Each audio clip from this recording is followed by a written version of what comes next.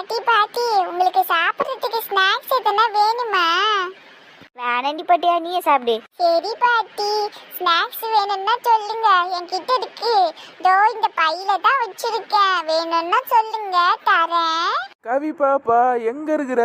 ஐயோ, ராகுல் மாமா வரானே, என் ஸ்நாக்ஸ் எல்லாம் திருடி தின்னுடுவான்.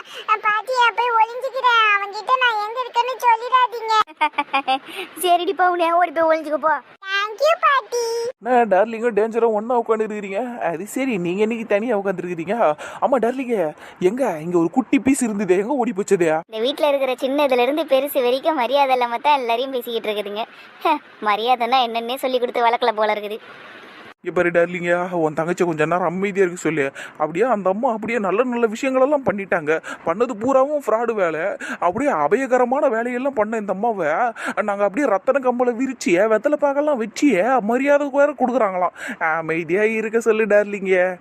இவங்கெல்லாம் மட்டும் அப்படியே நல்லவங்க. ஸோ மயிறு அலுமையில இந்த ராகுல இப்போ என்னத்துக்கிட்ட நீ சின்ன குழந்தைட்டே என்ன கிடக்குற? அது போய் ஒழிஞ்சிக்கிச்சுப்பா. அதுக்கிட்ட இருக்கிற ஸ்நாக்ஸ் எல்லாம் பிடிங்கி தின்னுடுவியாமே நீ. அதுக்கு பயந்துக்குன்னு ஓடிச்சது.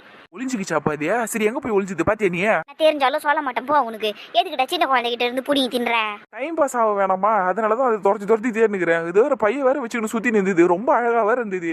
அதான் தூக்கி வச்சு கொஞ்ச நேரம் கொஞ்சிட்டேன். அதுக்கப்புறம் அது கிட்ட இருக்கிறது பிடிங்கி தின்னு வையன். என்ன ஒரு 4 அடி அடிச்சு திட்டோம். அப்போ எனக்கு கொஞ்ச நேரம் டைம் பாஸ் ஆகும்ல. அதுக்கப்புறமா அதை சமாதானப்படுத்தி கூட்டின்னு போயிட்டு அழகாக ஃபோட்டோ எடுக்கலாம். அதுக்கு தாங்க தேடின்னு கிடக்குறாது. ஏக்கா எங்கன்னா கல்யாணம் ஆனவன் மாதிரியா பேசுகிறான் இவன்? ஐயோ கடவுளே, சின்ன குழந்தைகிட்ட இருந்து பிடிங்கி தின்றதுக்கு எப்படி அலையறாம பாருங்க.